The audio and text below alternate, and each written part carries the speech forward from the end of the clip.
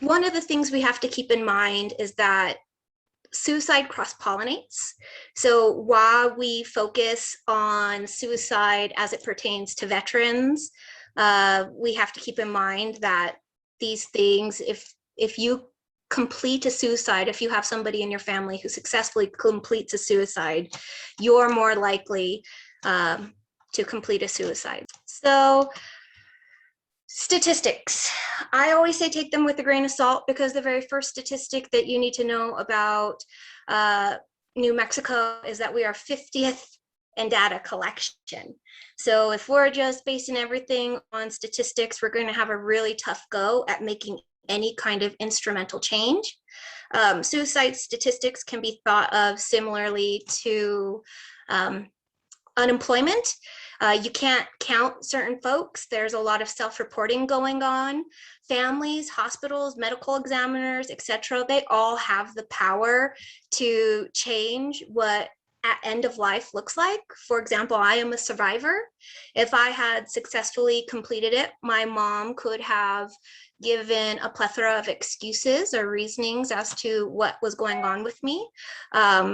So there's a lot of wiggle room in terms of statistics. So I don't want to go too much over the statistics. Now you're just going to see the little star. These are the most recent statistics based on bulk population, non-veteran adults versus veteran adults per 100,000. So I know that I was at Albuquerque, or Indivisible Albuquerque, and Tiffany Stevens was taken aback when she saw the numbers. And I had to remind her to put it into perspective that these are per capita. And as you can see, there's a steep incline the more we go to war and we return back, versus our non-veteran cohorts. This particular slide can make you a little uncomfortable. Hostile death includes friendly fire and unfriendly fire or unknown. And an example that I like to give for this particular one is Lavinia Johnson. Lavinia Johnson was labeled as somebody who completed suicide in Iraq. Her family pushed to see, evidence because she seemed happy. And somebody had poured acid onto her genitalia, and her gun was nowhere near her body. And although the military wrote it down as a suicide, it's now an open homicide investigation that has gone cold. So you can see here what we have in terms of hostile death, adjusted suicide rates when we gather from additional resources, versus what you see in civilian suicide. Civilian suicide stays pretty stable. And then you see that it gets a little bit harder for veterans as we continue to go forward. And then there's a big difference, and it's actually the opposite of what most people would think with men versus women. The general idea is that men, veteran men, are more likely to complete suicide, but actually women are 3 times more likely than their male cohorts to complete suicide. And that's that. I'm going to leave the floor for Dan a little bit more to discuss. I'll go over some of the slides. When we're talking about completion, for those that we are able to gather data on, veterans are more likely to use extreme forms to take their lives, such as firearms, etc. And I think I like to stick on looking at firearms, because I think the most telling sign is with non-veteran women and veteran women. You see that a normal average woman is not going to take her life with a gun, whereas a veteran woman has a much greater chance. And it allows you to see the difference between men and women, veteran and non-veterans. So one of the ways that we can avoid this, and Dan will go more into this later, is that men are more likely to use VA services, and folks who utilize VA services post-war are least likely to complete or attempt suicide. So getting people to services is a big deal. Men, some of the broad strokes that are given to suicide in general are that there's a spiral and that there are signs. But just like a heart attack is different from a man and a woman, the signs are different. For men, they do tend to spiral, which is why they don't complete at such high rates. They're usually netted in the system somehow, right? And so I don't have to read these to you. You can see them on your screen. It's more of this feeling of like, might as well do it anyway. Why did I survive? And then women, on the other hand, we go inward, right? We don't have that spiral. We don't have that moment where we are hitting our spouse and a cop is coming and we can be netted by a different behavior. It's more of this internal feeling of, I don't deserve to be here, I don't want to be here, and this quiet removal of yourself, which correlates with the ways in which we take our lives. We are more likely, women, to die by an overdose or something that looks accidental. And so knowing these signs is super important. And I think a statistic that we don't cover a lot, and we should, is the external cost of suicide, right? Especially veteran suicide. If we're taking a look here with $221 billion by 2030, right? That's a lot of money that we could be putting into healthcare, even universal healthcare, or coming up with programs to make sure that we net these external costs. And then something that also we need to talk about in terms of stats is the internal cost, right? Is that even if you have attempted and we're not successful in completion, me for example, we still have other things that we're dealing with, right? Suicidal ideation, PTSD. 10 years from now, something can trigger me. A lot of folks are being triggered right now because of Afghanistan, right? Sexual trauma that happens in the military to women. I don't know of any woman who's gotten out without at least sexual harassment, right?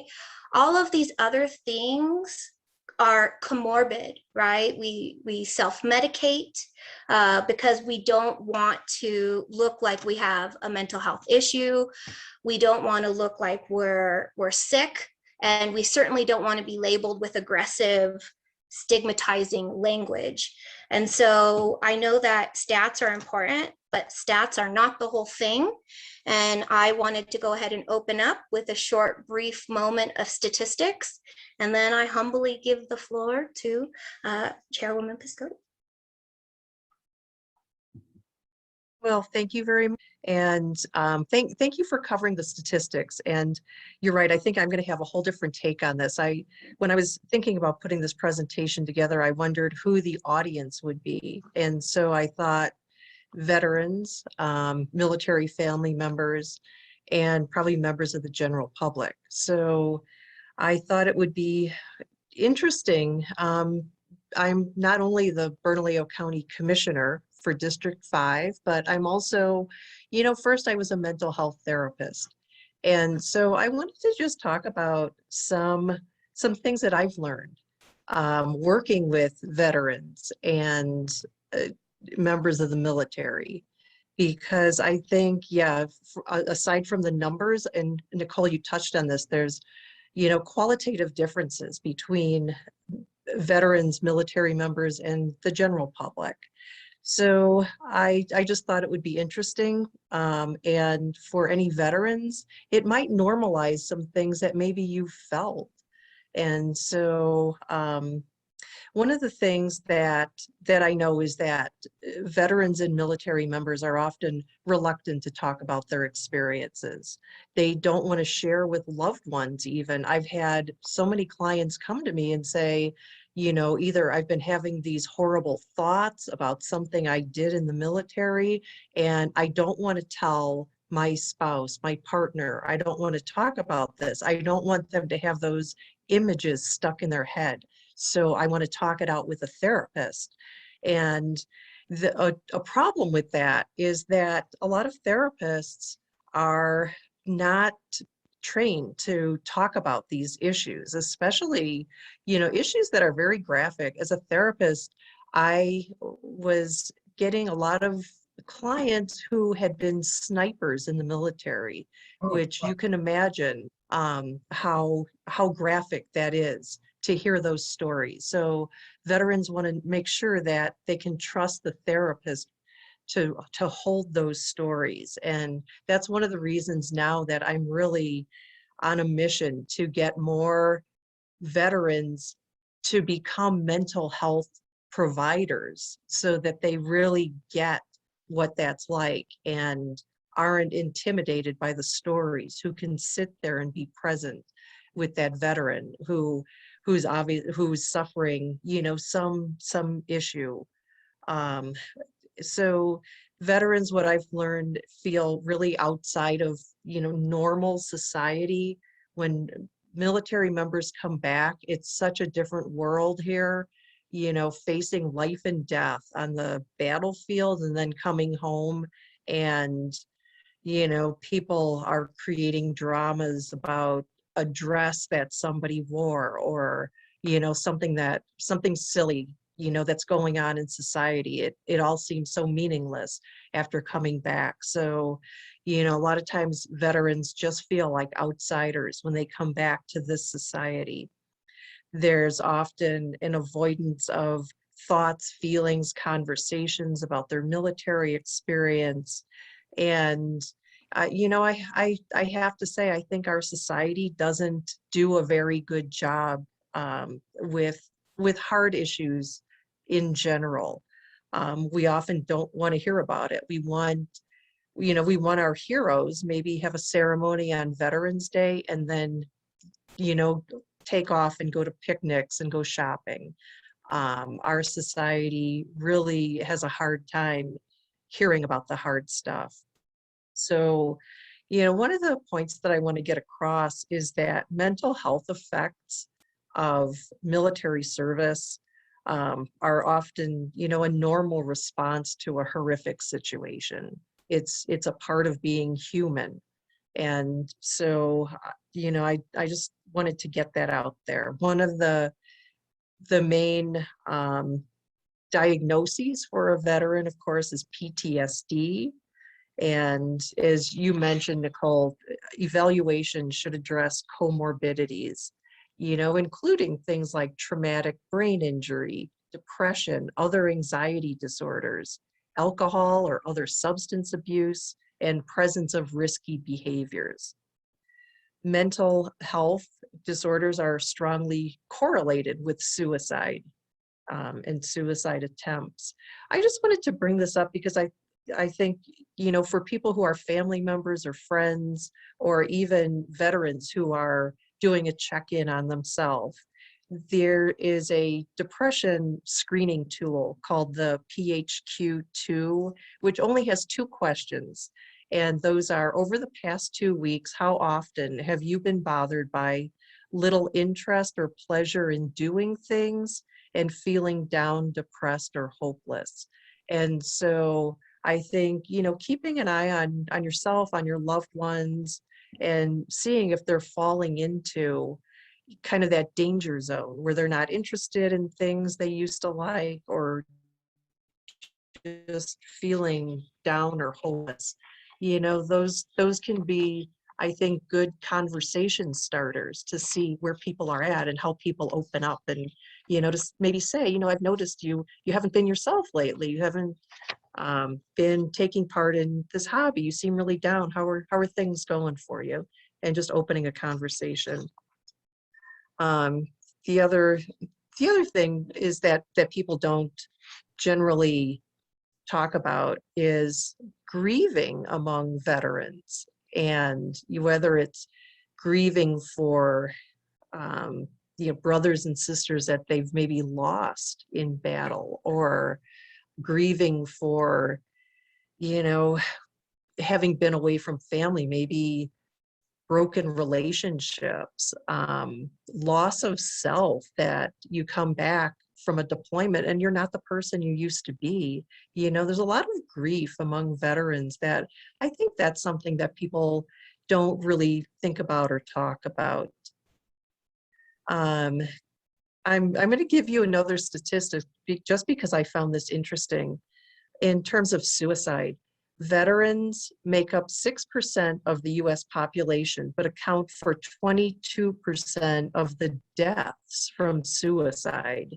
So they're very overly represented among people who complete suicide. And the other thing that struck me was that percentage, 22%, it's like our 22 a day.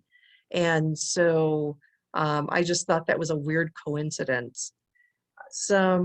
And Nicole, I know you said that there's different warning signs. I just wanted to kind of put some out there. Some warning signs are, sometimes people can notice that a veteran is having suicidal thoughts, and that might evolve to a wish to die, and then an intention to act, and then developing a means, a plan, you know, gathering whatever that lethal object might be. There's 3 direct warning signs that may indicate a suicide attempt is imminent, which is when a person is communicating suicidal thoughts verbally or in writing, seeking access to lethal means such as firearms, medications, and then demonstrating preparatory behaviors such as putting affairs in order. On the good news side, there's some protective factors against suicide. One is good impulse control. And one of the things that I have always taught all my clients, including veterans, are just really simple meditation techniques. There's one that I'm just going to teach you now. It takes 18 seconds, and it's just, you breathe in, you inhale to a count of 6, you hold it to a count of 6, and then you exhale very slowly to a count of 6. And just that little gap of time can save a person's life, because they realize if they can control their breath, they can control what's happening right now in this moment. Other protective factors include strong bonds to family, responsibility to others, spiritual or religious beliefs.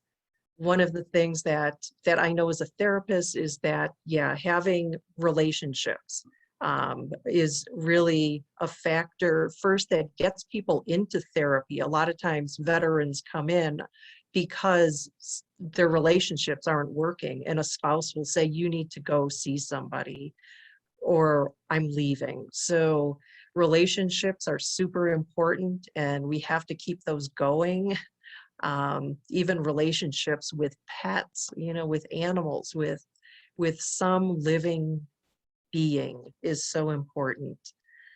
And like I mentioned, what brings veterans to therapy are often relationship problems, sleep problems, especially with PTSD, a lot of sleep issues, and alcohol or substance abuse issues. And so I'm going to turn this over to Margarita from our behavioral health services, who can talk a little bit about where to go when somebody realizes they need help. Where are some places to go? So thank you. Thank you so much, Commissioner. Good afternoon, everyone. Let me briefly introduce myself, if I may. I think I know many of you, but a couple of new faces that I see. My name is Margarita Chavez Sanchez. I am the director for the Bernalillo County Department of Behavioral Health Services. We are a direct service provider. So if you've ever heard of the MATS campus or the CARE campus now, we operate that level of care. It's a 10-day social model detox program, a overnight public inebriate intervention program or a sobering service, our supportive aftercare, which is actually a 6-month residential treatment program, and our crisis stabilization unit, right? So that is our crisis triage center here in Bernalillo County, providing 14-day stabilization for crisis services. I mentioned those all in a 10,000-foot view, glance overview, because I want to make sure that at least in this space, everyone knows that those services are available and accessible 24/7, veterans, family members, general public as a whole to access. As a county, it is quite unique that we are a service provider as well as a funder of community-based programs in this space. Also, as a part of my introduction, I want to just be a little bit vulnerable, if I may. My husband is he's in the Army National Guard right now, and he was active Army. He did 2 tours in Iraq, 1 tour in Afghanistan. And so I come to this conversation wearing 2 hats, right? And those 2 hats are always on, right? I think we think about multiple hats that we always interchange, but those 2 hats are always on, one of which is a spouse of someone who is active duty, who is lives with trauma every day, and navigates his own PTSD and navigating everyday life based on his experiences over the last 17 years that he has been in the military. I know a fraction of the experiences that he's had. And he has had exactly that conversation with me that you mentioned, Commissioner, where he just said, I'm sorry, I want to tell you everything, but I just can't. I don't feel like I can tell you that. And the things that he has allowed himself to be vulnerable to share are things that I'm happy to carry jointly the burden with him, right, and support him in that, and understand where he is in kind of navigating his own journey of healing, that will take the rest of our lives, right? And every day is slightly different, right? There's different triggers. We could, for one of his first tours, right, part of his responsibility was identifying roadside IEDs, right, in convoys. And so there'll be times where we'll be driving and literally somebody has their trash can right in front of their home on trash day at the street. And that's a trigger, right? I see him like white knuckle as we drive, right? So I'm preaching to the right audience here right now. I don't need to say these as these are shocking things or monumental concepts that you all haven't heard and or experienced yourself. But I feel like this is not something I share publicly very often because it is a very private thing, but I feel like in this space, it's appropriate for the dialogue. As a director of the Department of Behavioral Health Services, I bring that hat with me to work every single day, right? Because I recognize that while my husband is navigating his own journey, I too, as his partner, navigate that journey in my own way, and feel that all of the work that I do every single day in the behavioral health space has to recognize that lens that I see things through, if that makes sense. Now, I think, again, part of what I'm very grateful that Commissioner asked me to join the conversation today. And I think part of really joining this conversation is really thinking about not only the statistics that we see every single day, both here locally and nationally, right? We're participating in this 22 push-up challenge to create awareness, right? And if you all haven't participated, I want to see your push-ups as well, right? But not only just thinking about statistics and numbers, but thinking about how we do better, right? How do we do better about the community in creating access and reducing barriers to care? So, I think it's again common knowledge that there are a number of barriers that veterans family members, and service members, right? I think we have to also think about our service members who are not necessarily veterans, but also have navigated similar traumas by the nature of the work that they do. But again, there's a number of barriers, including the stigmatization. Something, again, in being completely vulnerable and transparent here, is that my husband has told me point blank, like, I signed up, I joined the military so that I could help, right? He believes in his heart, right, that he knew what he was getting into, so he can't ask for help, right? He believes that he signed up, he knew what he was getting into, he knew that this was a risk, so he can't ask for help, right? When I put on my director hat, right, at the same time as wearing my wife hat, right, I think, like, that's a barrier, right? That's a barrier, that's a stigma. I got to figure out a way to break that down. And so I think, again, we know that there's a number of barriers because of a perception around asking for help, perception of being vulnerable in a space. You know, I know that for many active duty experiences that my husband has, right, you're trained not to be vulnerable, right? You're trained not to be vulnerable. You're trained to be stoic and to achieve the mission at hand, right? Oftentimes at all costs, right? Achieve the mission at hand. And so recognizing that it does take a paradigm shift to change that and break that barrier to access care. And so it is our responsibility, not only in the county, but in the community, to do a better job to try to break that down. Now, something that we talk about all the time with every single one of our clients, military, veteran or not, right, is that we need to do our best to be ready and build a safety net system to catch clients when they're ready, right? That safety net needs to be there when they're ready. At no time do I believe that we should impose treatment or force somebody into accessing care or being vulnerable in a time that they're not ready or they're not prepared to access that. And they're not ready along that continuum or stages of change, which we like to, in the public health space, we talk a lot about the stages of change, right? And if someone's not ready to actively progress through that stage of change, we just need to be there to support them. And when they are, we can catch them with that net, right? And so again, it is not only the county's responsibility, but as a whole, we need to build that safety net system, increase accessibility so that when people are ready to access that care, it's there for them. Again, that's my soapbox, and I'm sticking to it, right? Is that we have to continue to make sure we increase that accessibility. In doing that, there's a couple of resources that the county has provided. I think Raina has thrown a couple of resources in the chat. I've seen a couple of other resources pop through. We're currently funding a couple of programs through the Behavioral Health Initiative. Along that continuum, some are very specifically tailored to suicide prevention. We're funding First Nations Community Health Source, who is doing suicide prevention work, really focusing on high-risk adults with suicide ideation or at risk for suicide. And it actually is really helping to focus on a secondary population of American Indians. And so that's an important piece that we know many of our veterans who are also navigating other minority components even have a greater difficulty accessing care at times.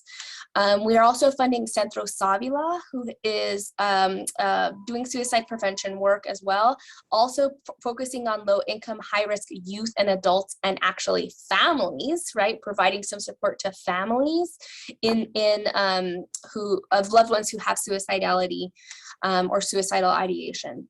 We also are funding supports for our programs for suicide prevention through Albuquerque Public Schools. And I think this is important to mention. Again, as a family member of a veteran, somebody who's actually active duty at the moment, right? I know how critical it is for the family to have the support that they need in order to be there for their loved ones. My stepdaughter, she just turned 18. We just took her down to NMSU, and she's happily living in the dorms. But for the last couple of years, she and I have had to work together to really create an understanding of how to be supportive of her father, right? To how to be supportive of my husband. And that looks very different for me than it does for her. And so we've really got to make sure that while it's important for us to create access and support for the person who is having that suicidal ideation, we've got to support the families as well, right? It's a unit, right? It's much more likely, the data tells us in many settings, right? It's the individual who's navigating a behavioral health need, suicidality, or any other need is going to be more successful in navigating that if their support system also has the supports they need to be there to make that happen. And so again, I think recognizing that the need in the family is critical. If someone's child is going to APS and they can access those supports through the funding that we're providing at APS, that is our hope as well. Again, a number of different resources that I think are common knowledge, right? The New Mexico Crisis and Access Line, Suicide Prevention Line, Department of Veterans Affairs Crisis Line, right? There's a number of those different resources that are available. And I won't go all the way into all the behavioral health initiative programs that we have. Those are in the link. But I will echo something that the commissioner said earlier, is that oftentimes the suicidality is not isolated when it comes to the need that needs to be addressed, right? We see this with our clients a lot, right? We see clients who are navigating a substance use disorder for many, many years, and they get to the point where they feel like they can't get out of that cycle, and the suicidality starts to manifest itself as well. And so if we can address the substance use disorder, if we can address the depression, if we can address social needs, right? We hear a lot about people who are navigating homelessness and maybe have never felt suicidal before, but they've been homeless for so long and just feel like they can't catch a break, and then they begin to have suicidal thoughts, right? Go upstream. Let's address that homelessness and let's get that navigated before we even get to the point where suicidality comes, added onto the plate. So I think, I hope this is helpful in the context of this conversation. But I think this is kind of one of those things I posted actually on my own personal Facebook a couple of days ago about, like, it's National Suicide Prevention Month, but suicide prevention is not just like giving somebody a hotline, right? It's like access to education, it's like access to housing, access to healthy food, right? All these different social things that we don't always think about being directly related to suicidality. And so I think we have to do, the grand we, right? The grand we, right? We have to do a better job of really thinking about how we build these social services and social networks to be that safety net, right? That's my soapbox again. I'm going to get back on it and say the safety net, the safety net, the safety net, right? Because if we make that safety net strong, together collectively through county government, through nonprofit, through advocacy groups, and through organizations who really prioritize this work with their members, again, veterans or not, then that helps us to change, to slowly shift in our paradigm of addressing grand behavioral health needs in the community. So with that, I will pause. Commissioner, either turn it back to you or just open up for questions and just continue this conversation. Thank you. And thank you for allowing me to just kind of share my story as well.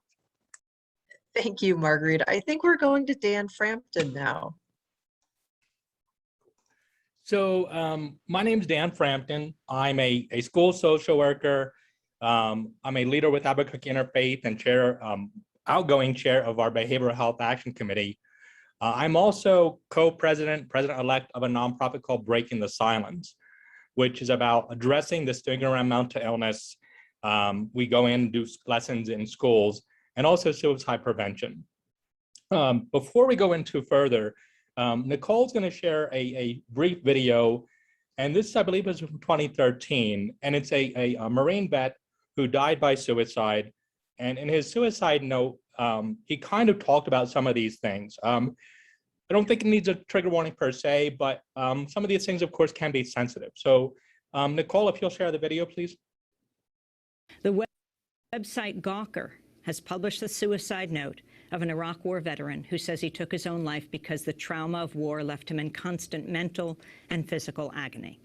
Daniel Summers had been diagnosed with traumatic brain injury, post-traumatic stress disorder, and other conditions related to the war. He ran hundreds of combat missions as a machine gunner and carried out interrogations as part of an intelligence team in Baghdad. Later, he worked with JSOC, the Joint Special Operations Command, as a senior analyst in Mosul. In a letter first quoted by the Phoenix New Times and written to his family before he killed himself just over 2 weeks ago, Daniel Summers wrote, quote, "During my first deployment, I was made to participate in things the enormity of which is hard to describe. War crimes, crimes against humanity. Though I did not participate willingly and made what I thought was my best effort to stop these events, there are some things that a person simply cannot come back from. I take some pride in that, actually, as to move on in life after being part of such a thing would be the mark of a sociopath in my mind.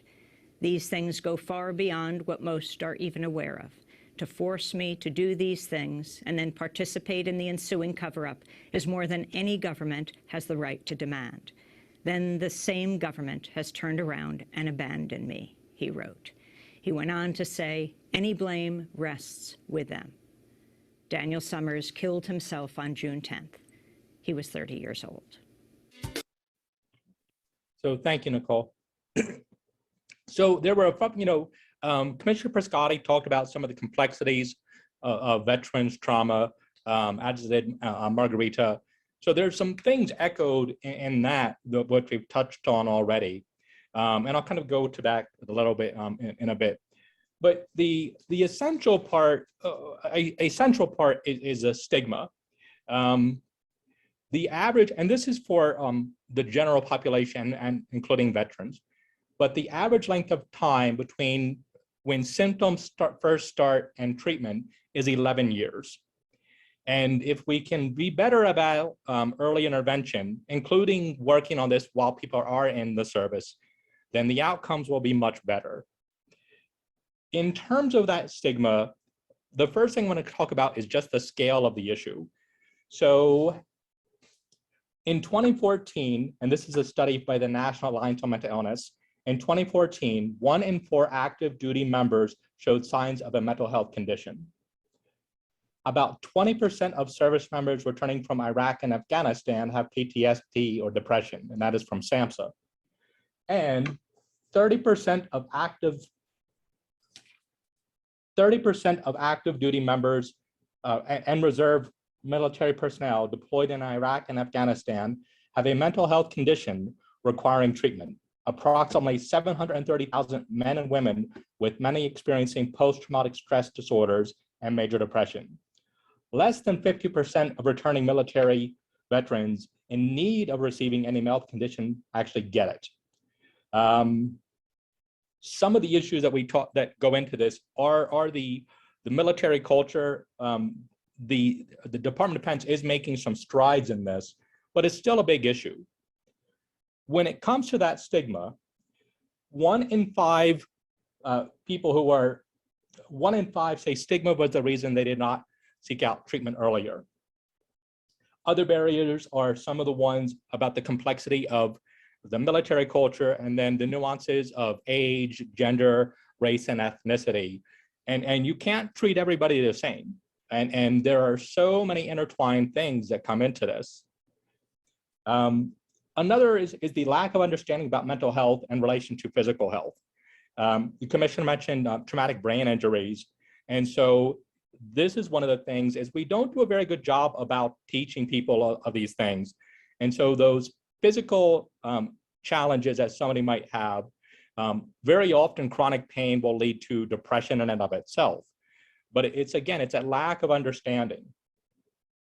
When it comes to kind of addressing the barriers, often people are discouraged from seeking mental health because they think it might negatively impact their careers. But according to a 2006 study in the military medicine, 97% of personnel who sought mental health treatment did not see a negative career impact. On the other side, among people who had been command directed for evaluation, 39% saw a negative impact. And I think the dynamic of this is if you go and seek help on your own, you're probably doing it earlier. And so again, the outcomes are likely to be better. But if your mental health has deteriorated to the fact that other people are saying is, hey, you got to go check this out, you are past that point. and the treatment becomes more difficult.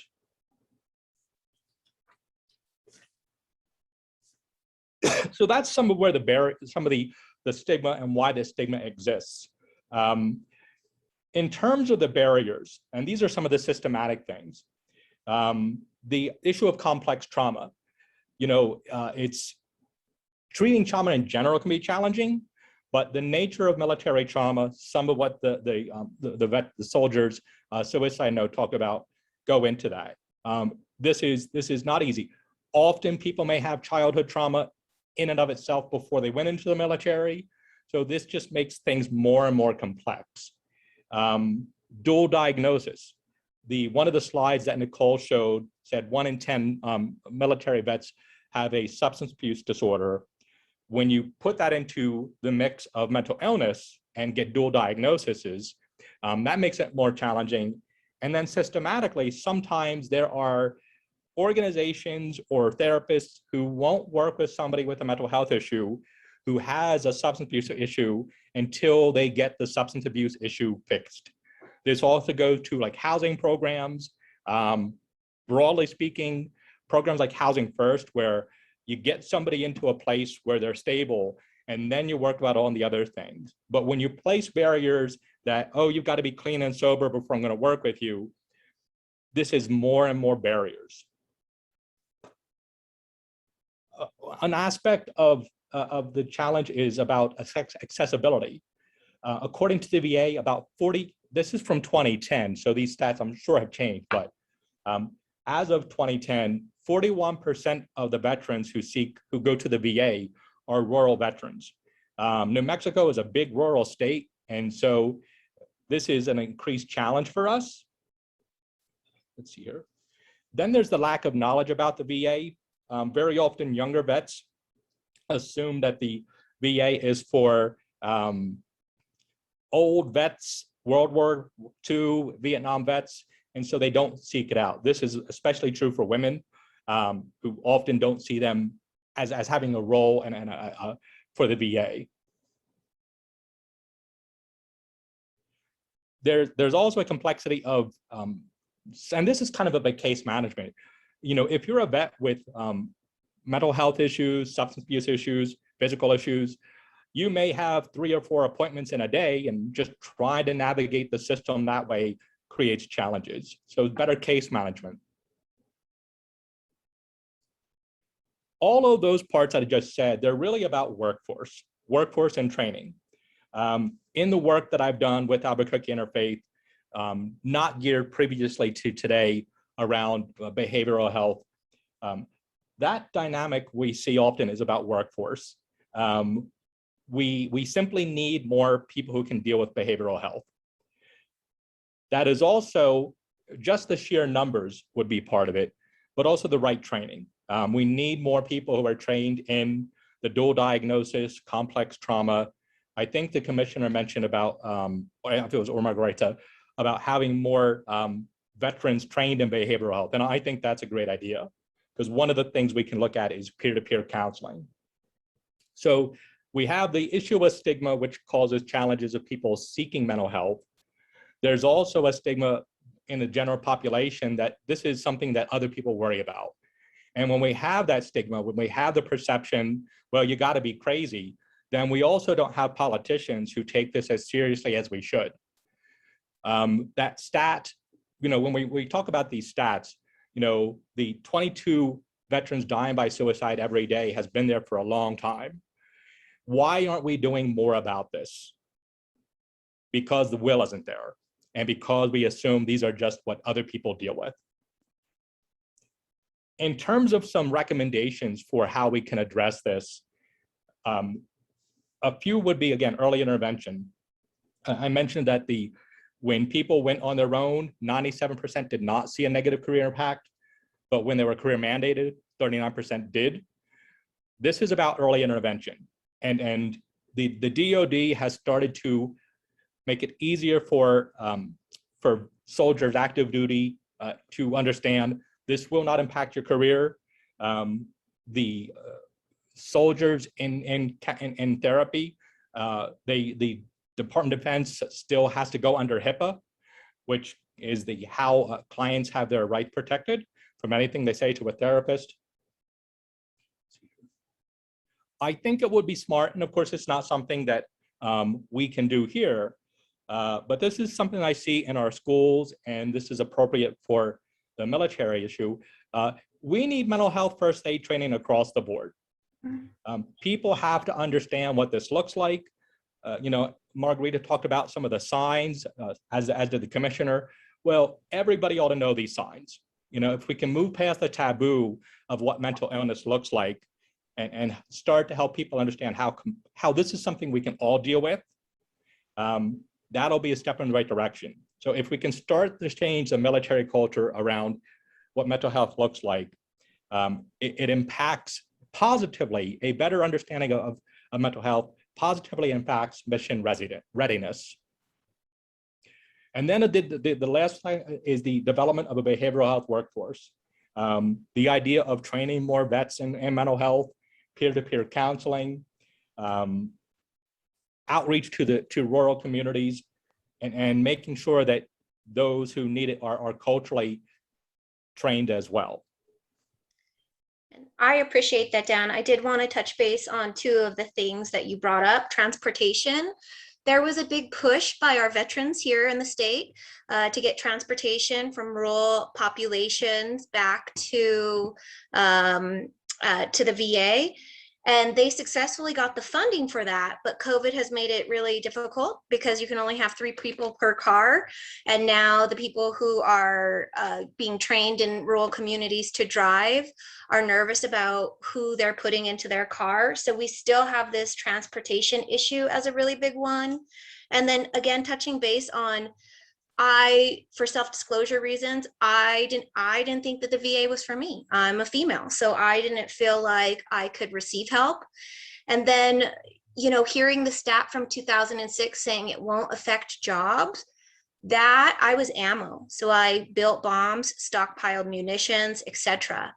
I don't know, even if you told me that, even if a 4-star came up and told me that, if I would believe it, right?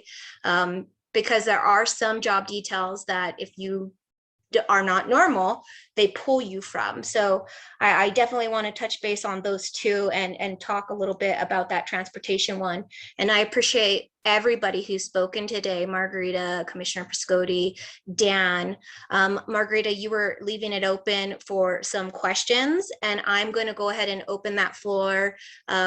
If anybody here today has a question for Dan or Commissioner Piscotti or Margarita, you guys are great resources. You guys have done your work to get here, and I want to open that floor for anybody who might. You mind if I just bring up a few things after listening to the other speakers? It kind of triggered some other things I'd like to say. Of course. Great. Yeah, one of the things just in terms of transportation, I think that we're really making better use of telehealth. So at least that's an option. You know, as a therapist, I've been doing online sessions since the pandemic started. So that's an option. The other thing that I really want to mention is that, especially with veterans and first responders, you know, a lot of people, because they don't want to talk about their experiences, that there's therapeutic interventions that really don't require a lot of talking. And so, you know, things like EMDR for trauma is super effective, and there's not a lot of talking in that, but it's one of the best treatments for PTSD. And also things like equine therapy. And one of the things I just got involved with is Hives for Heroes, the beekeeping project with Veterans Memorial Park over here on Louisiana. So yeah, really broadening kind of our idea of what therapy is. It's not your, you know, your grandfather's let's lay on the couch with Freud. It's sometimes just getting out there, and like Margarita says all the time, meeting people where they are. So that's super important. One just kind of technical point I want to address about fear of job impact is that as a therapist in private practice, I have had those people in black suits, and they really literally do wear the black suits, who ask about a certain client who is either active military or working on the base at Sandia, and they, you know, they have to report that they're in therapy and who their therapist is. And those people in the black suits, I can't tell you how respectful they are actually. When they've come to ask me about a client, they just say, is there anything about what this person is going through that they can't perform their job duties?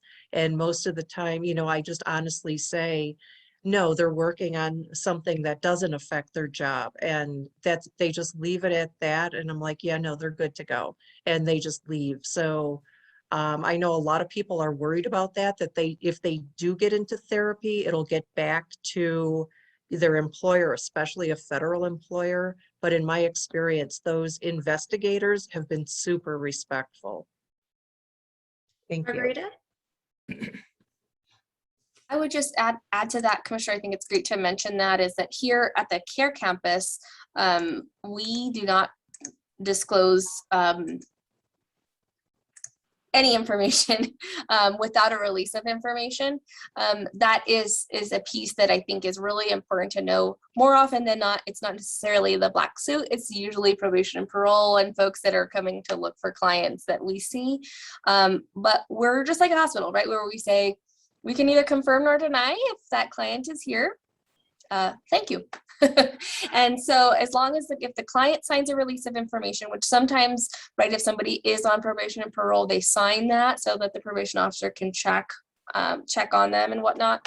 But we have really worked to address that and to make sure that staff is trained in that so that it doesn't create a barrier. Right, because we have a lot of people who come to us who are afraid that if they come to detox, that it's going to get reported to their employer that they have, you know, a substance use disorder, and that is going to impact their ability to maintain that job.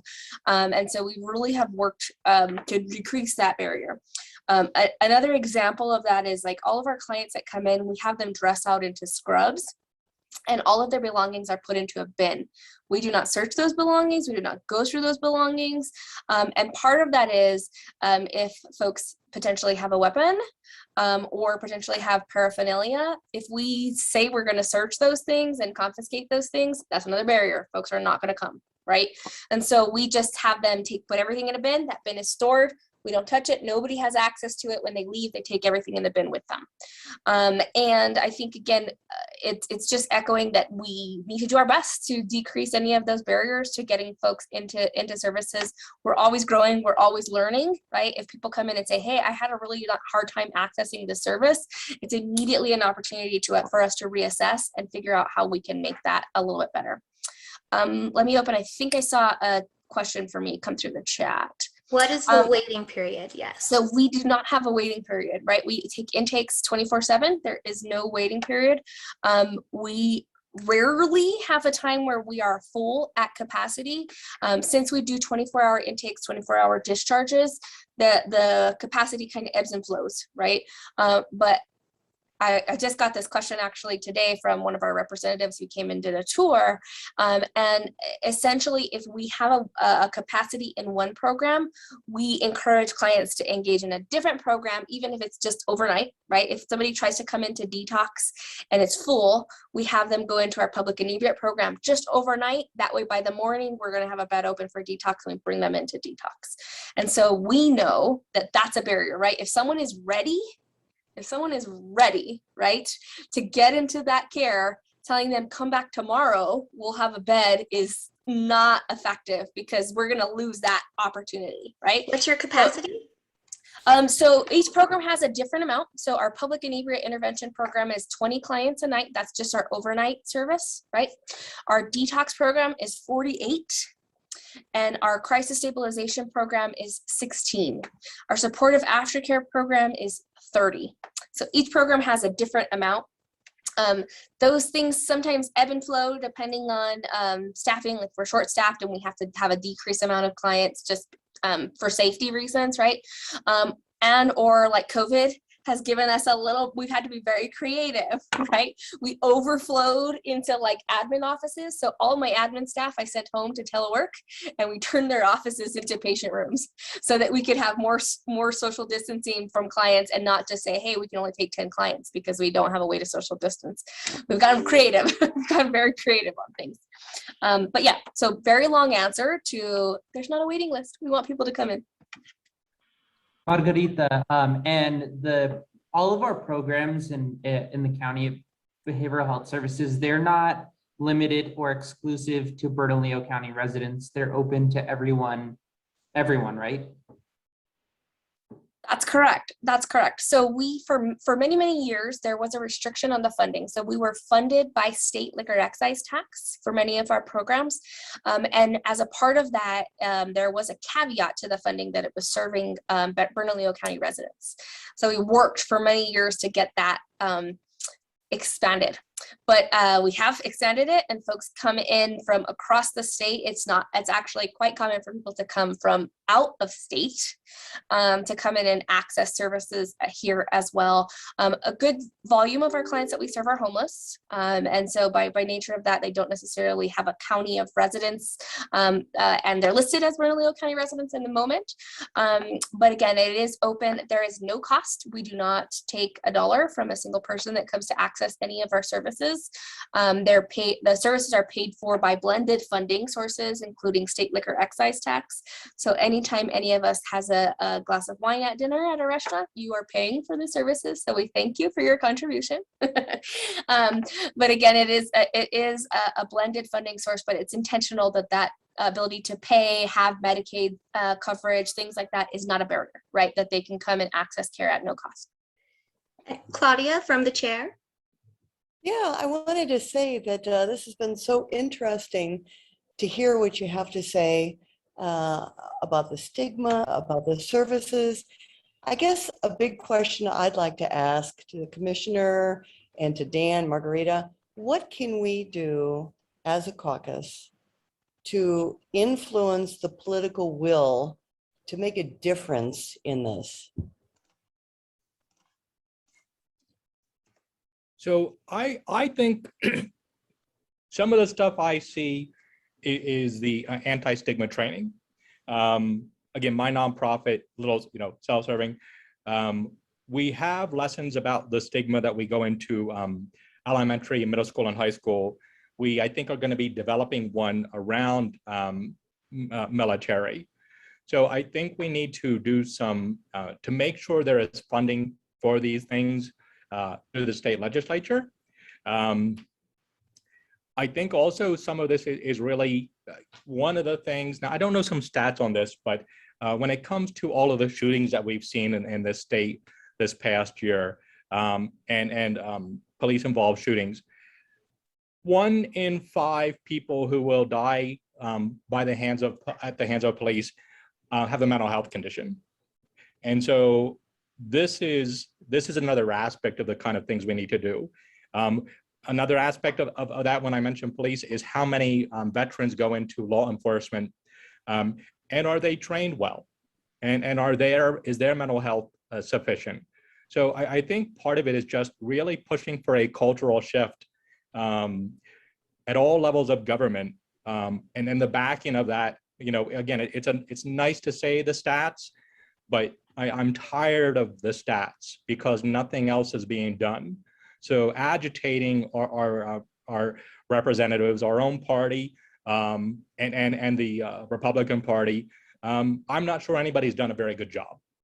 And I think that is part of it, is we need to hold them accountable. So Dan, to follow up with that, because I agree, I think that's a wonderful idea. What specifically can the caucus do to advocate to the representatives and the senators? Who else? I am not sure who I would say. I think Commissioner Piscotti is an ally on this. Hearing Margarita's personal story, I have met Margarita through Albuquerque Interfaith and heard about the programs.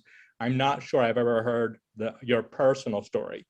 So I think there are, at all levels of government, we have a space for this. I think internally to the state legislature, looking at the, I think there is a veterans committee, the behavioral health committee. There are plenty of people there.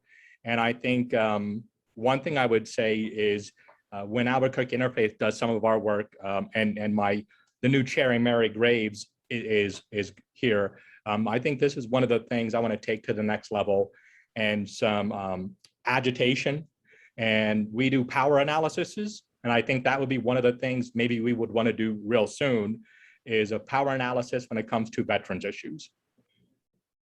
And then to kind of I- piggyback off of working with Dan during Albuquerque Interfaith, this legislative session, not one single behavioral health bill passed, even though we had a whole committee on it.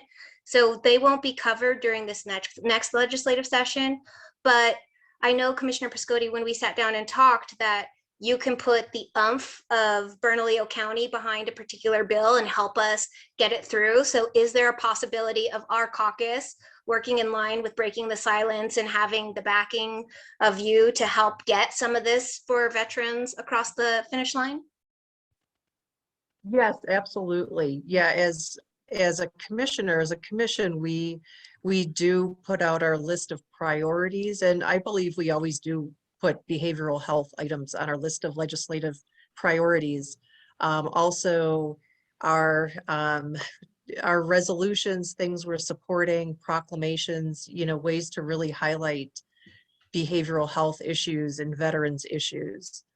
Another thing that I wanted to address to Claudia about anybody else that we should be lobbying, I really want to put a plug in for our school boards, because what I have seen is that really starting early with tearing down stigma, getting people to be aware of mental health issues in themselves and in their friends, is it's amazing. And even kids now, when in my own practice, most of my clients are young, like in their 20s or early 30s. So I think that's really because that stigma has been lowered from school age.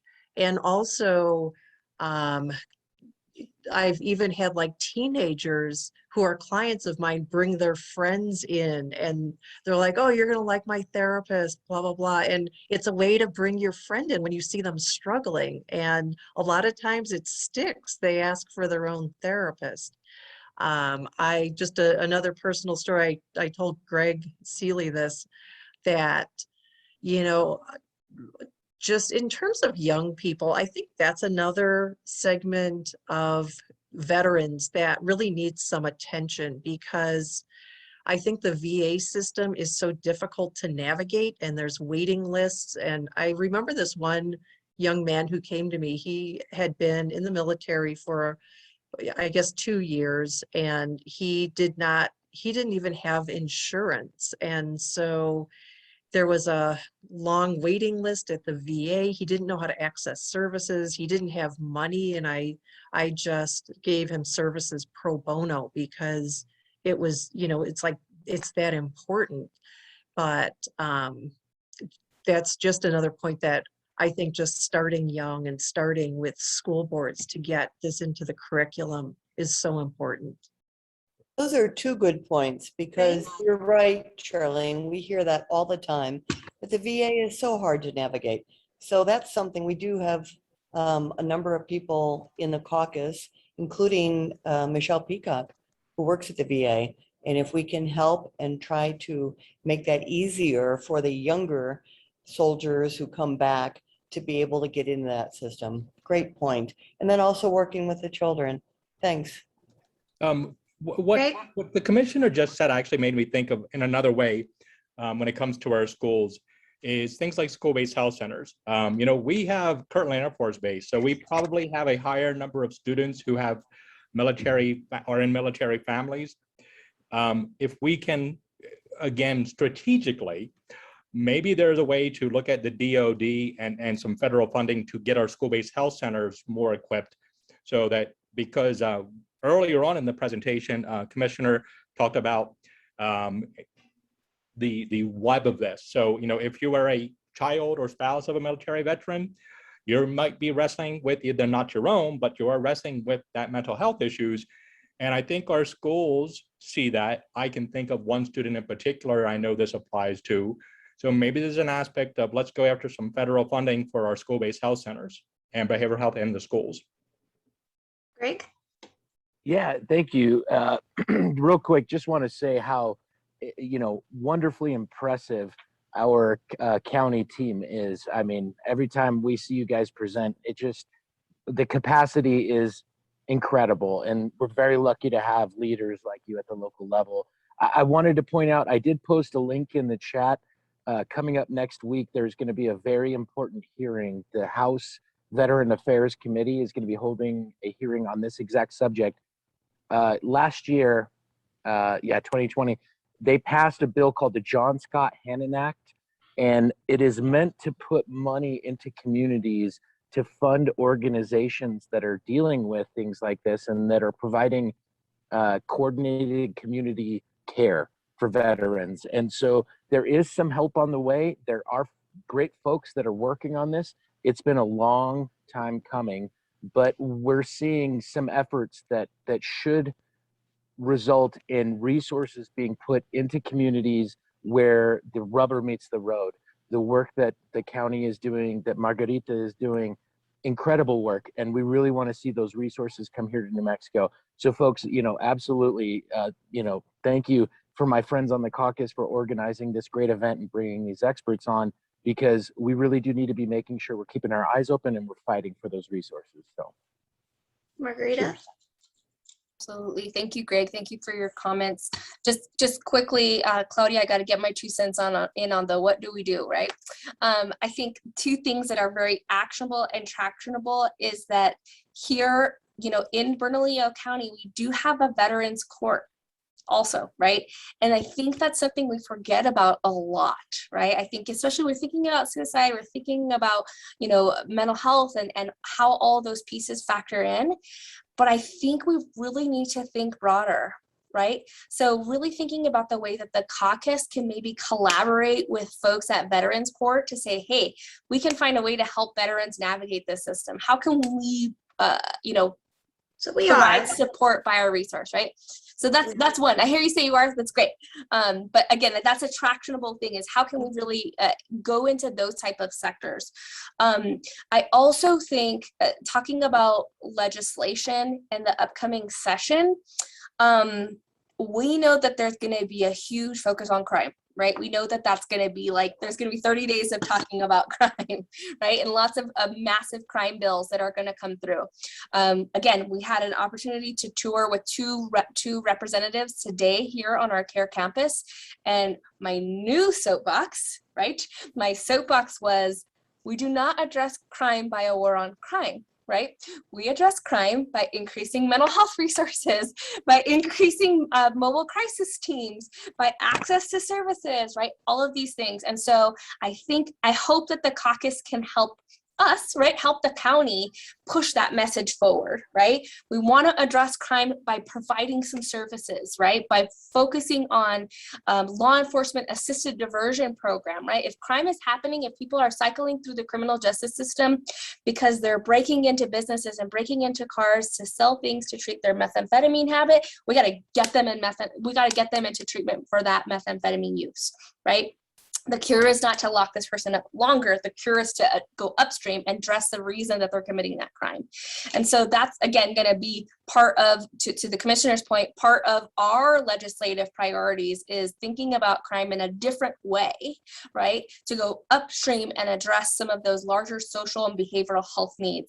So while we may not get a quote unquote behavioral health bill through this session, through the short session, we should be inserting behavioral health components into that crime bill that help us to get and address those needs. So that's, again, lots of soapboxes that I have, but that's one of them. And I will just say, I have to take the opportunity to give Commissioner Piscotti kudos. I've been working with the county for a couple of years now in different capacity, in different settings. And it really is refreshing, Commissioner, to have a local elected official who is so passionate about this work. Every time I hear you speak in these venues, I'm like, I'm so happy to be part of the county, right? And it is again very difficult. Sometimes we meet with elected officials and they hear what we're saying, but they don't really listen, right? I think there's two different things between hearing and listening. And I think, Commissioner, we just really appreciate your leadership on the dais as a whole, not just in behavioral health, but as someone who's passionate about behavioral health and really making sure that we're doing what we can in this space. I think you deserve all the kudos for being our strongest champion. And so I think the caucus should rely on Commissioner Piscotti as our champion, right? And figure out ways that we as a county can support your efforts and you as a caucus can support us in what we're doing, and we'll be stronger together. We are happy to collaborate, Margarita. But again, we are a statewide organization. So what you're doing in Bernalillo County and with the commissioner and what Dan's doing, we need to do this statewide. We've got a lot of veterans here. We've got the VA hospital here, but we got a lot of veterans that live out in the rural areas. Absolutely. And telehealth is great if you've got broadband. Mhm. So, I mean, there's just all kinds of issues. So That's Commissioner's other priority. oh, is I'm well aware of broadband. that. We both live out in the East Mountains and we both have issues with it. Yep. I want to thank everyone. We're about 15 minutes after the hour, and this has been very informative and really interesting. If anyone wanted to put any more information into the chat, and then you can push the 3 buttons and of course save the chat. We're going to put this up on our website, the recording, and we'd love you to have people come to the website to listen to it who weren't able to make it tonight. It took me a few minutes to get into Zoom, but despite Zoom's best efforts, I broke through. But thank you so much. This was very good. We really need to do a lot more to address the root causes of crime, and mental health is one of them. Our caucus is working with 4 districts now who are trying to stand up a veterans court. Bernalillo County, Flora's got a series on crime. They had 2 guest speakers a couple weeks ago that talked about the importance of these drug courts, veterans courts, mental health courts in getting rid of that recidivism cycle. Drop it to 17% instead of 70%. So we're all in for that. Anyway, this has been a fabulous discussion, really good information, but the conversation and the collaboration is just beginning. So thanks so much to all of our speakers tonight. And Nicole, thanks so much for facilitating this. You did a fantastic job. Thank you, everyone. Enjoy the rest of the beautiful day. Garden. And have a glass of wine because we know where that money's going. Cheers.